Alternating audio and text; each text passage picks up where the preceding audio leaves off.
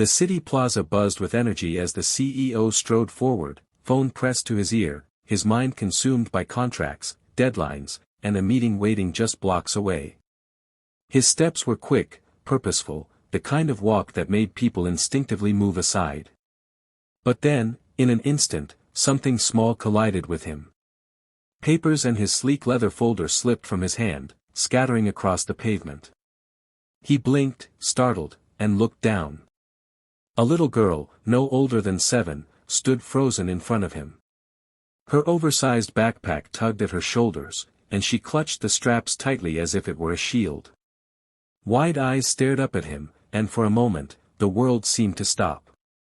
The sharp angles of his jaw, the arch of his eyebrows, even the dimple that appeared when she bit her lip, he saw himself reflected in miniature form. I am sorry," she stammered, her voice barely above a whisper. She bent quickly to help gather the papers, her small hands fumbling with the polished sheets that didn't belong in her world of crayons and homework. The CEO's chest tightened unexpectedly. He was a man used to being in control, commanding respect with a glance, yet here he was, disarmed by a child who had just knocked the breath from his carefully constructed life. He crouched to her level, their eyes locking again. A strange, unsettling recognition flickered inside him, as though fate had just reached out and tugged at his sleeve. Before he could find the words to speak, a voice broke through the crowd. "Lila." It was soft but urgent, carrying the weight of both worry and love. The little girl's head turned, and relief brightened her face as a woman rushed toward them. She was breathless, strands of hair falling loose as she bent to check her daughter. The CEO straightened slowly, his gaze fixed on her. And then his heart lurched. Her face, he knew it. It was older now, lined with quiet strength, but it was the same face he had once held close in another lifetime. The same eyes that once dreamed with his, the same smile that had haunted him in fleeting memories. The crowd blurred away as recognition pierced him, sharp and undeniable. The woman froze when she looked up, her hand still resting protectively on her daughter's shoulder. Shock widened her eyes, a flicker of disbelief passing over her expression. For a moment, neither spoke. Years of silence pressed heavy between them, words buried long ago now rushing back to the surface. The little girl glanced between them curiously, unaware of the storm swirling above her head. She tugged at her mother's sleeve, asking who the man was. The CEO's throat tightened, but no sound came. He could only stand there, staring at the family he never expected to see, the child who mirrored him, and the woman who had once been his everything. In that moment, the ground beneath his feet no longer felt steady. They moved to the edge of the plaza, away from the rush of footsteps and voices. The little girl skipped a few steps ahead, humming softly to herself, giving them a fragile bubble of privacy. The CEO stood tall, but his hands trembled slightly as he shoved them into his pockets, waiting for her to speak. She took a breath, her eyes fixed on the pavement. "I never meant for you to find out like this," she began, her voice barely holding steady. "When I left, it wasn't because I didn't care. Life, it was complicated. You were chasing dreams I didn't want to hold you back from. And then, when I realized I was pregnant, I decided to do it alone." The words fell heavy between them. The CEO felt his chest tighten, each syllable carving into him.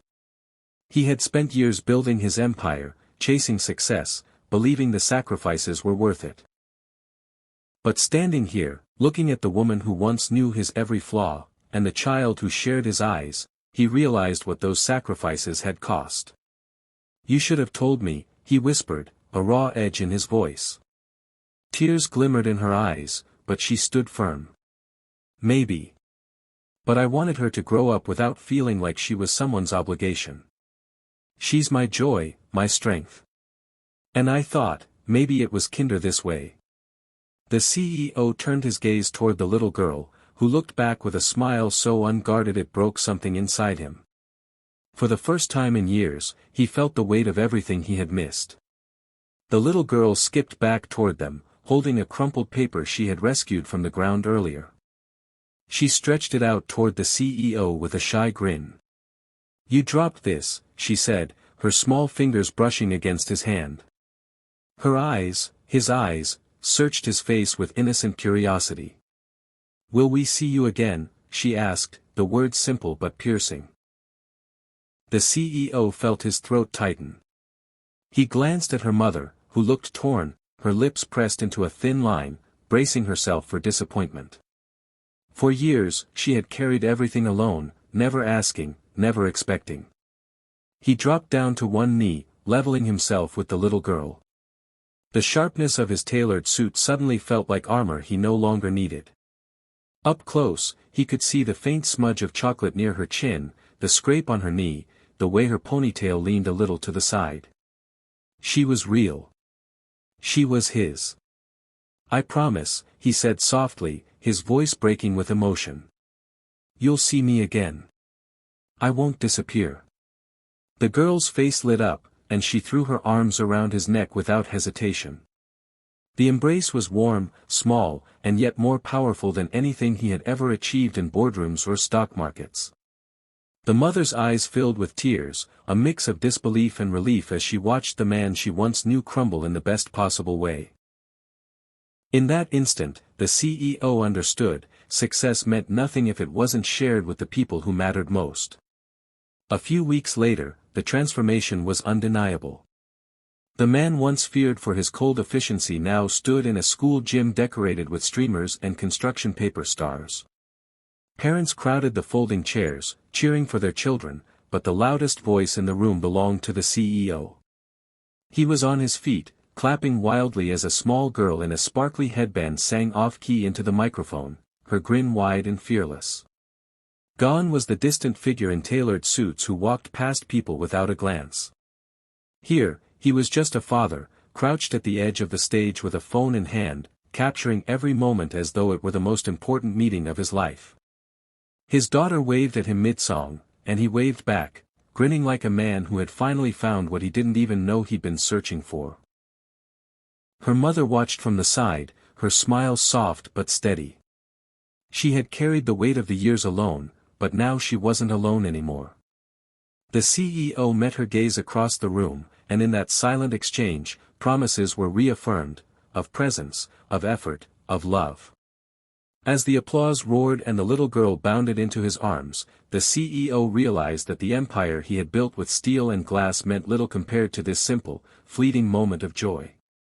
For the first time, his wealth wasn't measured in profits, but in laughter, in connection, in family. And he knew, with certainty, that this was his true fortune.